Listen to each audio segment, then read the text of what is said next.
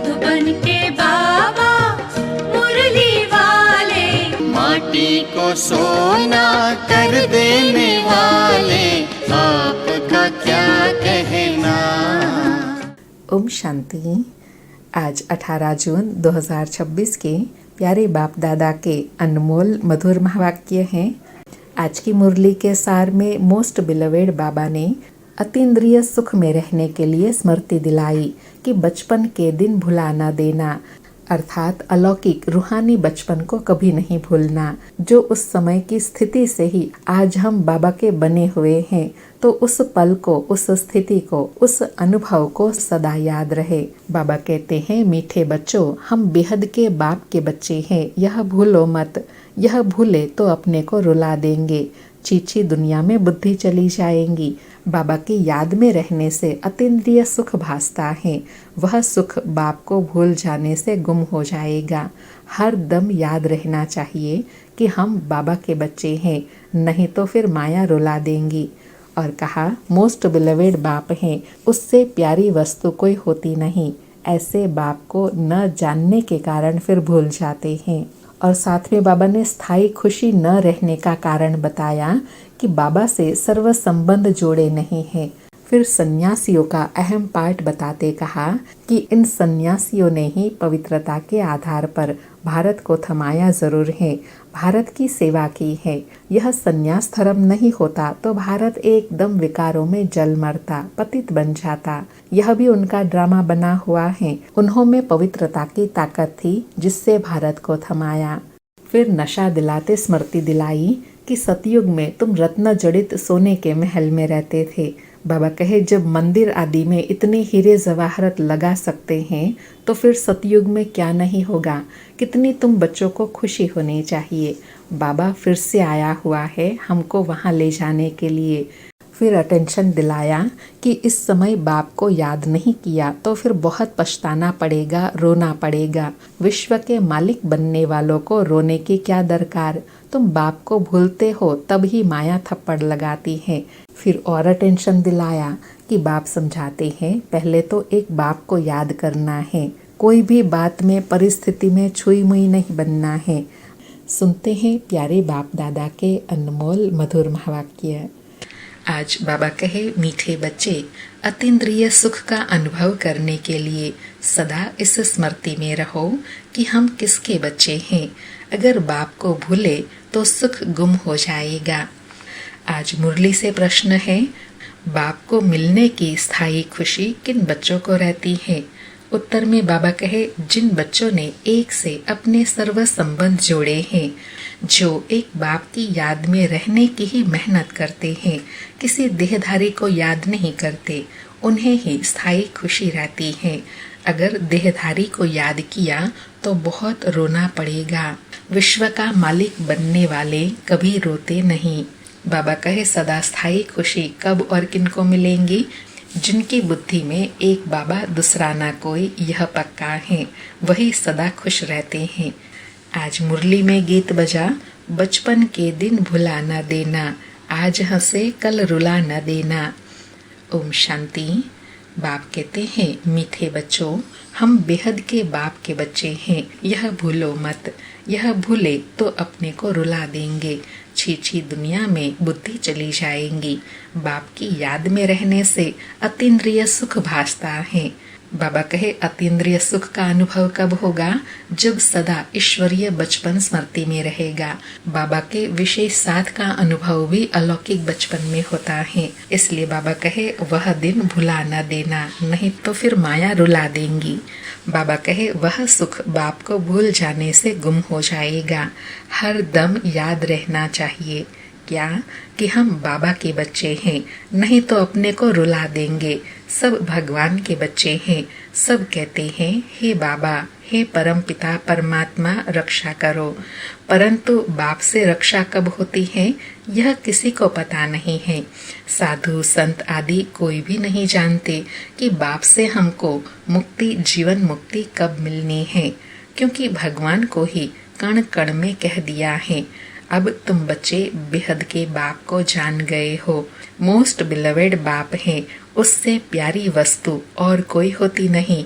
बाबा कहे ऐसे बाप को न जानना बड़ी भारी भूल है। शिव जयंती क्यों मनाते हैं, वह कौन है यह भी नहीं जानते। बाप कहते हैं तुम कितने बेसमझ बन गए हो। माया रावण ने तुमको क्या बना दिया है। अभी तुम बच्चे जानते हो यह हमारी जन्मभूमि है। मैं हर 5000 वर्ष के बाद आता हूँ। बाबा कहे यह भी नहीं भूलना है कि भारत ही भगवान की जन्मभूमि है, जहाँ स्वयं भगवान हर 5000 वर्ष के बाद आते हैं।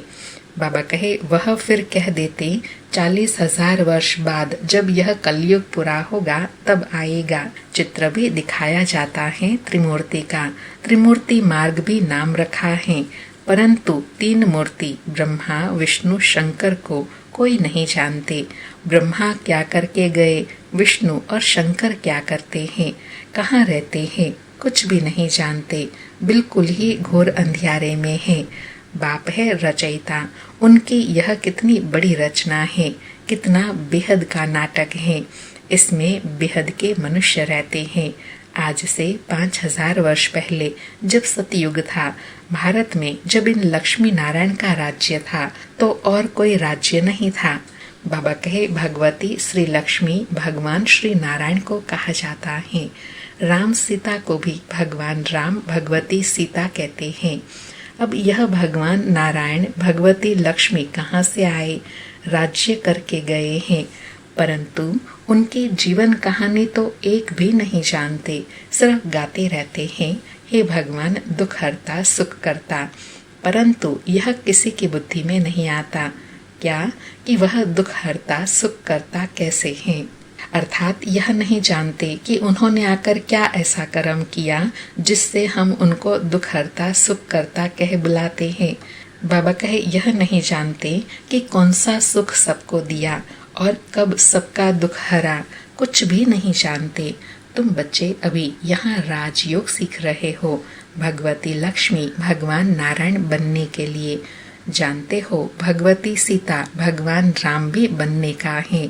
8 जन्म सतयुग में पूरे करके फिर राम सीता के राज्य में आने वाले हैं।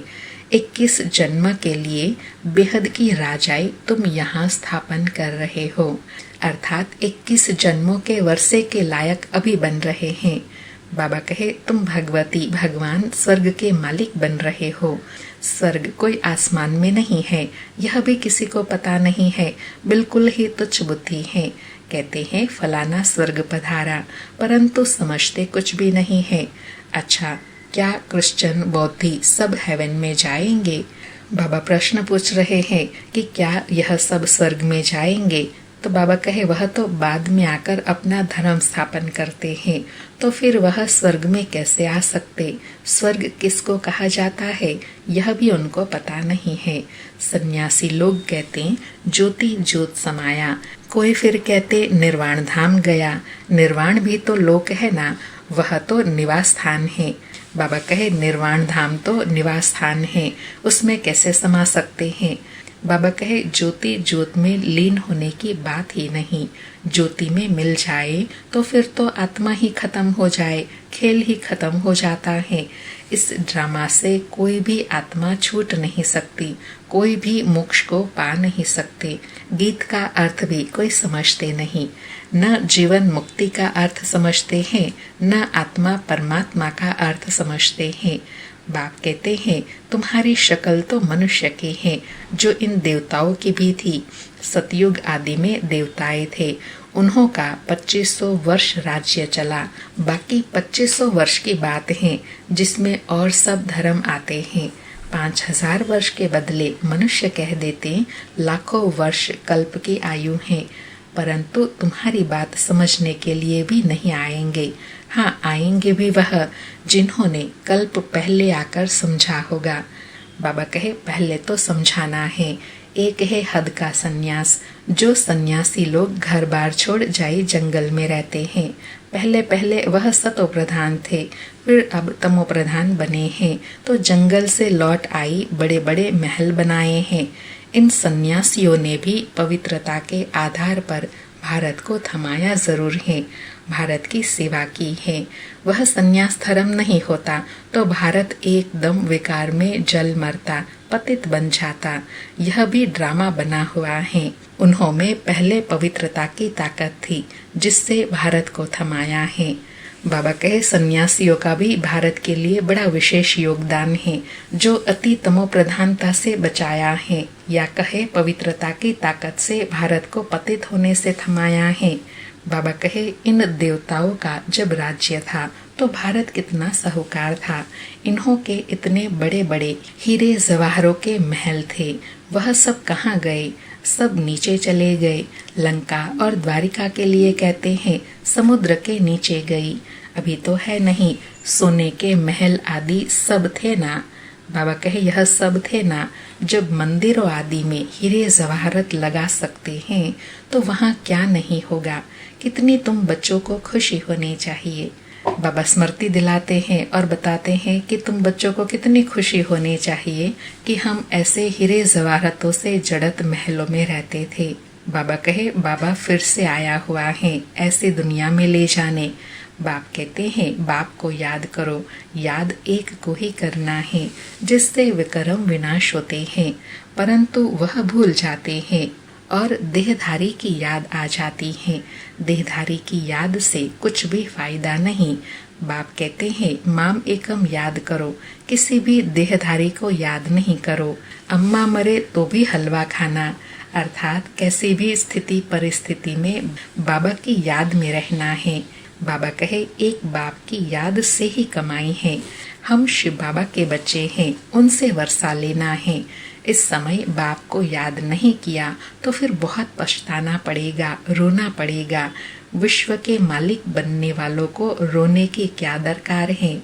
बाबा कहे मैं आया हूँ विश्व का मालिक बनाने, तो उनको रोने की क्या दरकार, क्योंकि इतनी ऊंची प्राप्ति कराते हैं। लेकिन अगर फिर भी बाबा कहे रोते हैं तो समझो बाबा की याद में नहीं है। बाबा कहे तुम बाप को भूलते हो तब ही माया थप्पड़ लगाती है। इसलिए बाबा बार बार समझाते हैं कि बाप को और वर्षे को याद करो। अमरनाथ ने अमरपुरी में एक पार्वती को बैठ अमर कथा नहीं सुनाई होंगी, जरूर बहुत होंगे। जो भी मनुष्य मात्र हैं सबको बाप समझाते हैं कि अब पतित मत बनो, यह अंतिम जन्म पवित्र बनो। वहाँ स्वर्ग में कोई विकार नहीं होते। अगर वहाँ भी विकार होता तो फिर स्वर्ग और नरक में फर्क क्या हुआ। देवी देवताओं की महिमा गाते हैं, सर्वगुण संपन्न 16 कला संपूर्ण है। भगवान आकर भगवान भगवती ही बनाएंगे, सिवाय भगवान के कोई बना न सके। भगवान तो एक ही है। गाया भी जाता है भगवान भगवती की राजधानी, यथा राजा रानी तथा प्रजा भी वही होंगी। परंतु भगवान भगवती कहा नहीं जाता, इसलिए कहा जाता है आदि सनातन देवी देवता धर्म। बाबा कहे यह सिर्फ महिमा गाई जाती है, वास्तव में भगवान भगवती कह नहीं सकते, यह किसी को पता नहीं है। इनकी ब्रह्मा की आत्मा को भी बाप समझाते हैं। एक बाप की, एक दादा की 2 आत्माएं है ना। एक आत्मा 84 जन्म लेती है, दूसरी आत्मा पुनर्जन्म रहित है। शिव बाबा बाप कभी पुनर्जन्म नहीं लेते हैं। एक ही बार आकर सारे विश्व को पवित्र बनाने के लिए हमको राजयोग सिखाते हैं। बाप तुमको समझाते हैं मैंने इनमें प्रवेश किया है, यह 84 जन्म भोग आए हैं। अब इनके बहुत जन्मों का यह अंतिम जन्म है। अब मैं निराकार हूँ तो कैसे आकर बच्चों को राजयोग सिखाऊंगा। प्रेरणा से तो कुछ हो न सके। श्री कृष्ण भगवान वाच तो हो न सके, वह कैसे आ सकते हैं। वह तो है ही सतयुग का प्रिंस, 16 कला संपूर्ण। फिर त्रेता में होते हैं 14 कला संपूर्ण। फिर द्वापर में श्री कृष्ण को क्यों ले गए हैं। बाबा कहे श्री कृष्ण को द्वापर में ले गए हैं, उनको तो पहले आना चाहिए। क्यों? क्योंकि 16 कला संपूर्ण फर्स्ट होना चाहिए ना, 14 कला फिर सेकेंड नंबर में होता है। बाप समझाते हैं पहले बाप को याद करो, नहीं तो माया एकदम थप्पड़ मार देंगी। छुई मुई का एक झाड़ होता है, हाथ लगाओ तो मुरझा जाए। तुम्हारा भी ऐसा ही हाल होता है। बाप को याद नहीं किया तो खलास। बाबा कहे याद में रहेंगे तो माया छुई मुई नहीं बनाएंगी, याद भूल जाते हैं तो छुई मुई हो जाते हैं। अर्थात छोटी छोटी बातों में विचलित, दुखी, परेशान हो जाते हैं, रोते रहते हैं। बाबा कहे गीत में भी सुना, बचपन के दिन भुला न देना, बाप को भूले तो कहाँ न कहाँ चोट लग जाएंगी। बाप कहते हैं तुम हमारे बच्चे हो ना, यह शरीर तो विष से पैदा हुआ है, वह इनके लौकिक माँ बाप हैं, यह तो है पारलौकिक बाप, और इनको फिर अलौकिक बाप कहा जाता है ब्रह्मा बाबा को। वह हद का था फिर बेहद का बन गया। अभी देखो यह लौकिक बच्ची निर्मल शांता बैठी है, यह लौकिक भी है, अलौकिक भी है, पारलौकिक भी है। बाबा कहे बाकी शिव बाबा के तो भाई बहन है नहीं, न लौकिक न अलौकिक न पारलौकिक, कितना फर्क है। एक बाप का बनना मासी का घर नहीं है, ऐसे बाप से संबंध जोड़ना है, टाइम लगता है। शिव बाबा की याद में रहना बड़ी मेहनत है। कई 50 वर्ष से रहने वाले भी सारा दिन शिव बाबा को याद भी नहीं करते, ऐसे भी हैं। और सबको भूल एक बाप को याद करना बहुत बहुत मेहनत है। कोई 1% याद करते हैं, कोई 2%, कोई 1.5% भी मुश्किल याद करते हैं। यह बड़ी भारी मंजिल है। बाबा कहे यह याद की बड़ी भारी ऊंची मंजिल है। तो बाप समझाते हैं बचपन को नहीं भूलना, बाप से स्वर्ग का वर्षा मिलता है। तुम जानते हो हम जीते जी मरकर बाप के आकर बने हैं नई दुनिया में जाने के लिए, तो तुम्हें स्थायी खुशी रहनी चाहिए। ओहो हम डबल सिरताज बनेंगे। बाबा कहे यह नशे और खुशी की बात सदा स्मृति में रहे कि ओहो बाबा आए हैं हमको डबल सिरताज बनाने, यह स्थायी खुशी बनी रहे तो माया का प्रभाव पड़ नहीं सकता। बाबा कहे मनुष्य थोड़े ही जानते हैं कि सतयुग में इन देवताओं को 16 कला संपूर्ण और 14 कला संपूर्ण क्यों कहते हैं, कुछ भी नहीं जानते। यह भक्ति मार्ग के शास्त्र आदि फिर भी बनेंगे, यह हठ योग, तीर्थ यात्रा आदि सब फिर भी होंगे, परंतु इससे क्या होगा? क्या हेवन में जाएंगे? नहीं, परंतु रिद्धि सिद्धि से काम करते हैं। रिद्धि सिद्धि वाले बहुत हैं, हजारों मनुष्य उनके पिछाड़ी पड़े रहते हैं। रिद्धि सिद्धि से बहुत घड़िया आदि चीजें निकालते हैं। यह थोड़े ही समझते हैं कि अल्पकाल के लिए सब हैं। बाबा कहे इसमें तो बहुत मेहनत करनी पड़ती है। यह रिद्धि सिद्धि आदि सीखने की भी किताब होती है। कितने लाखों मनुष्य उनके पिछाड़ी पड़ते हैं। तुम बच्चे जानते हो हमको बाबा से स्वर्ग का वर्षा मिलता है। इन आँखों से जो कुछ देखते हो वह नहीं रहेगा। बाप समझाते हैं तुम अशरीरी आए थे, फिर शरीर साथ पार्ट बजाया। अगर 84 लाख का हिसाब किताब बनाए तो 12 मास लग जाए, हो ही नहीं सकता। बाबा कहे 84 जन्मों का हिसाब किताब बताना तो बिल्कुल सहज है।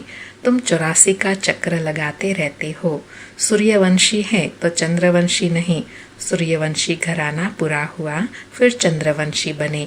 अभी तुम जानते हो, क्या जानते हैं कि हम ब्राह्मण वंशी फिर देवता वंशी बनना है, इसलिए हम पढ़ाई पढ़ रहे हैं। फिर सीढ़ी नीचे उतरते उतरते वैश्य शूद्रवंशी बनेंगे। अभी अपने 84 जन्मों की स्मृति आई है। यह चक्र भी याद करना पड़े। बाप को याद करने से एवर हेल्दी एवर वेल्दी बनेंगे, पाप कट जाएंगे। चक्र को जानने से चक्रवर्ती राजा बन जाएंगे। तुम जानते हो यह पुरानी दुनिया कब्रिस्तान बननी है, कुछ भी नहीं रहेगा, खत्म हो जाएगा। राम गयो रावण गयो जाके बहु परिवार, अर्थात बाबा कहे सबको जाना है फिर वापस आना है। बाबा कहे राम का कितना छोटा परिवार होगा सतयुग में, अभी रावण का कितना बड़ा परिवार है। बच्चे जानते हैं कि यह राजधानी स्थापन हो रही है। हर बात में पुरुषार्थ फर्स्ट है। बाप पुरुषार्थ कराते हैं। बच्चे मुझे याद करो। जिस बाप से अथाह स्वर्ग की बादशाही मिलती है, क्या उनको याद नहीं करेंगे? बाप स्मृति दिलाते हैं कि तुम स्वर्ग के मालिक थे, अब फिर से पुरुषार्थ कर स्वर्ग के मालिक बनो। अच्छा, मीठे मीठे सिकिलधे बच्चों प्रति माता पिता बाप दादा का याद प्यार और गुड मॉर्निंग। रूहानी बाप की रूहानी बच्चों को नमस्ते।